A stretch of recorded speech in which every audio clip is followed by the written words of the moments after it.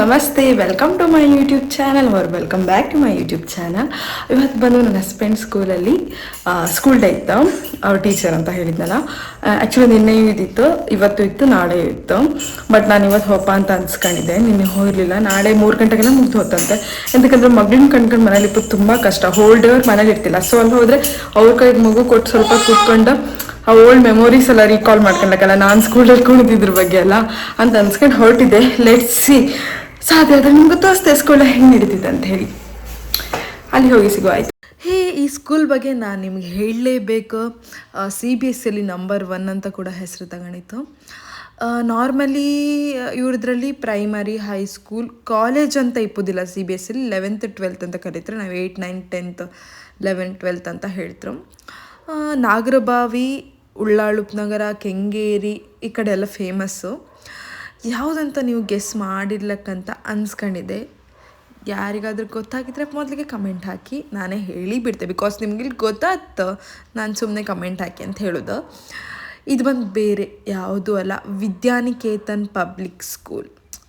Okay, ತುಂಬ famous ಈ ಕಡೆ ಉಳ್ಳಾಳುಪ್ನಗರ ಕಡೆ. ತುಂಬ ದೊಡ್ಡದಿದೆ. ನಾನು ಸೆಕೆಂಡ್ ಟೈಮ್ ಅಷ್ಟೇ ಹೋಗ್ತಿರೋದು. ಮದುವೆಗೆ 5 ವರ್ಷ ಆದರೂ ಸೆಕೆಂಡ್ ಟೈಮ್.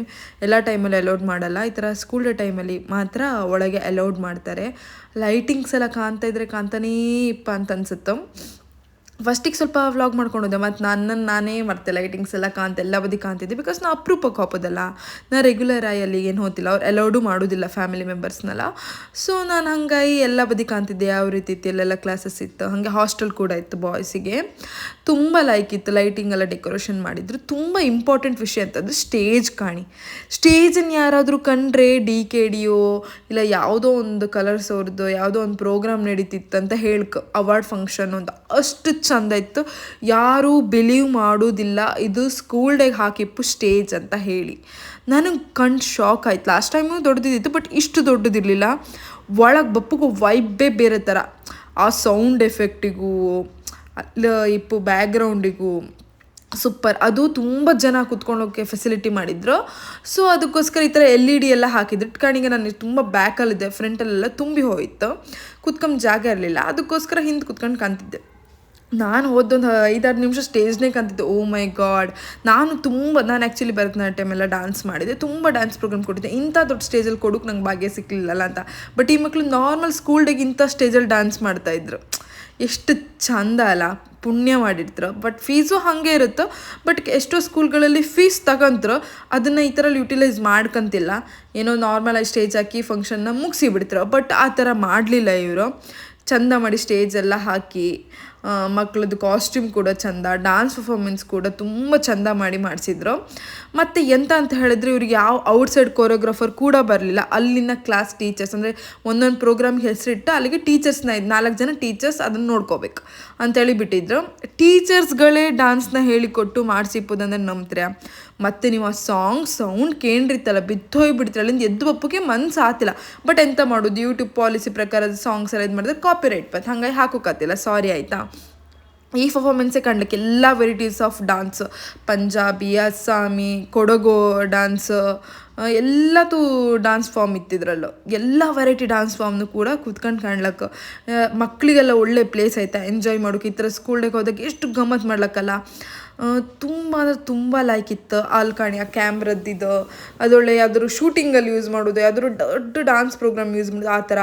ಮತ್ತು ಆ ಥರ ಬೆಂಕಿ ಥರ ಬಪ್ಪೋದು, ಮತ್ತು ಶಾರ್ಟ್ಸ್ ಎಲ್ಲ ಹೊಡಿಸಿದ್ರು. ತುಂಬ ಲೈಕ್ ಇತ್ತು. ಈ ಸ್ಕೂಲ್ ಡೇ ಬಂದು ಆ್ಯಕ್ಚುಲಿ 3 days ನಡೆದಿತ್ತು. ಫಸ್ಟ್ ಡೇ ಬಂದು ಮಾರ್ನಿಂಗು ನರ್ಸರಿ ಅವ್ರಿಗೆ, ಈವ್ನಿಂಗಲ್ಲಿ 1st ಮತ್ತು 2nd standard. Next day morning 3rd ಮತ್ತು 4th ಸ್ಟ್ಯಾಂಡರ್ಡು, ಈವ್ನಿಂಗ್ಗೆ 5th 6th 7. ಅದರ ನೆಕ್ಸ್ಟ್ ಡೇ ಮಾರ್ನಿಂಗ್ ಉಳಿದಿದ್ದು ಯಾವುದಲ್ಲ 8th 9th 10th ಅವ್ರದ್ದೆಲ್ಲ ಪ್ರೋಗ್ರಾಮ್ ಇದ್ದಿತ್ತು. ಒಳ್ಳೆ ಕ್ಯಾಲ್ಕುಲೇಟಾಗಿ ಮಾಡಿದರು.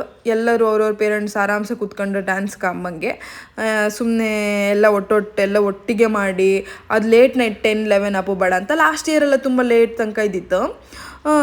ಈ ಸಲ ಆ ಥರ ಮಾಡಲಿಲ್ಲ. ಕಾಣಿ ವಿದ್ಯಾನಿಕೇತನ್ ಪಬ್ಲಿಕ್ ಸ್ಕೂಲ್. ಮತ್ತು ಇದಕ್ಕೊಂದು ಕಲಾಮಂಚಿಕ ಅಂತ ಹೆಸರು ಕೂಡ ಇಟ್ಟಿದ್ರು. ಎವ್ರಿ ಇಯರ್ ಇದೇ ನೇಮಲ್ಲಿ ಪ್ರೋಗ್ರಾಮ್ನ ಇದು ಮಾಡಿದ್ರು. ಮತ್ತು ಮಕ್ಕಳ ಆ್ಯಂಕರಿಂಗ್ ಮಾಡಿದ್ರು. ಈಗ ನಾರ್ಮಲಿ ಇಂಗ್ಲೀಷ್ ಮೀಡಿಯಮ್ ಸ್ಕೂಲ್ಗಳಲ್ಲಿ ಅಂತ ಕನ್ನಡ ಯೂಸ್ ಮಾಡೋದಿಲ್ಲ. ಬಟ್ ಇವ್ರದ್ದು ಆ ಥರ ಇಲ್ಲ. ಪ್ರತಿಯೊಂದು ಎಕ್ಸ್ಪ್ಲೇನ್ ಮಾಡಿದ್ದು ಕನ್ನಡ ಪ್ಲಸ್ ಇಂಗ್ಲೀಷ್ ಎರಡೂ ಎಕ್ಸ್ಪ್ಲೇನ್ ಮಾಡಿದರು. ಸೊ ಯಾರಿಗೆ ಇಂಗ್ಲೀಷ್ ಬರೋಲ್ಲ ಅವ್ರು ಕೂಡ ಈ ಪ್ರೋಗ್ರಾಮಿಗೆ ಬಂದು ಗಮ್ಮತ್ತು ಮಾಡ್ಲಕ್ಕೆ. ಯಾರೇ ಈ ಪ್ರೋಗ್ರಾಮ್ ಕೊಂಡ್ರು ಸ್ಕೂಲ್ ಡೇ ನಂಬುದಿಲ್ಲ, ಅಷ್ಟು ಲೈಕ್ ಮಾಡಿರೋ. So this year Kalamasika 2025 was very exciting and fantastic.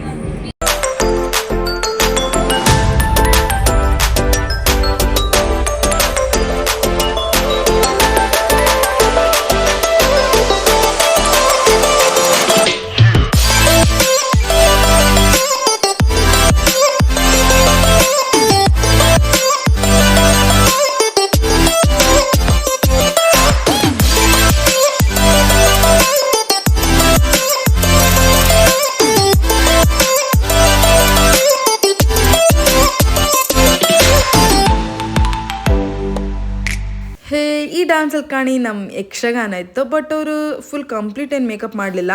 ಅದಕ್ಕಿಂತ ಮುಂಚೆ ಒಂದು ಪರ್ಫಾರ್ಮೆನ್ಸಲ್ಲಿ ಕಂಪ್ಲೀಟ್ ಮೇಕಪ್ ಎಲ್ಲ ಮಾಡಿದ್ದೀರೋ, ಬಟ್ ಇದರಲ್ಲಿ ಅಷ್ಟಂತ ಮಾಡಿರಲಿಲ್ಲ, ಹಾಫ್ ಮೇಕಪ್ ಎಲ್ಲ ಇದು ಮಾಡಿ ತಂದಿದ್ರು. ಇದು ಡ್ಯಾನ್ಸ್ ಬಂದು ಫುಲ್ ಕಂಪ್ಲೀಟ್ ದೇವ್ರ ಬಗ್ಗೆ ತುಂಬ ಅಂದರೆ ತುಂಬ ಲೈಕ್ ಇದ್ದಿತ್ತು.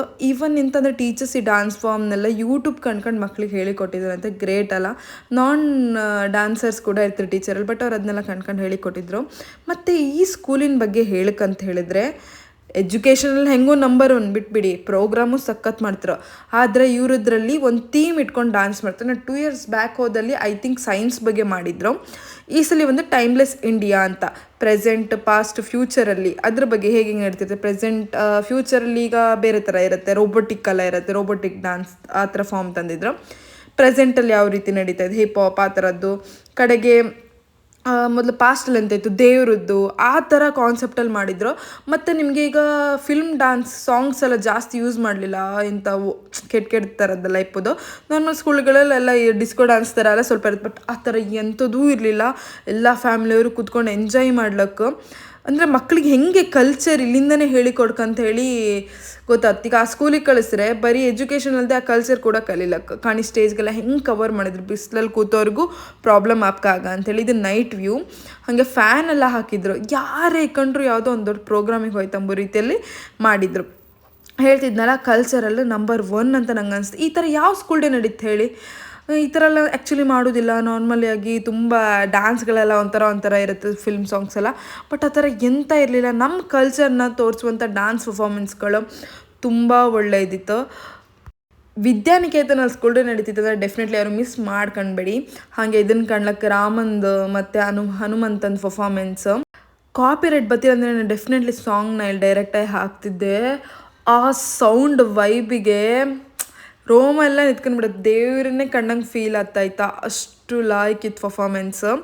ದೇವ್ರಗಳ ಬಗ್ಗೆ ಅಂತೂ ತುಂಬ ಪರ್ಫಾರ್ಮೆನ್ಸ್ ಇದ್ದಿತ್ತು. ನನ್ನ ಮಗಳು ಸಣ್ಣವಳಿಗೆ, ಅವಳಿಗೆ ಅಷ್ಟು ಗೊತ್ತಾಗ್ತಿಲ್ಲ. ಇನ್ ಕೇಸ್ ದೊಡ್ಡೋಳಾದರೆ ಅವಳು ಈ ಸ್ಕೂಲಲ್ಲಿ ಇಲ್ದಿದ್ರು ಕೂಡ ಕರ್ಕೊಂಬಂದು ತೋರಿಸ್ತೆ. ನನ್ನ ಗಂಡ ಸ್ಕೂಲಲ್ಲಿ ಇಪ್ಪತ್ತಂಗೆ ನನ್ನ ಮಗಳು ಡೆಫಿನೆಟ್ಲಿ ಇದೇ ಸ್ಕೂಲಿಗೆ ಕಳಿಸೋದು. ಅಷ್ಟು ಅಂದರೆ ಅಷ್ಟು ಲಾಯ್ಕ್ ಇದ್ದಿತ್ತು ಪರ್ಫಾರ್ಮೆನ್ಸು. ರಾಮನ ಬಗ್ಗೆ ಅಂದರೆ ಕೇಳ್ಕ,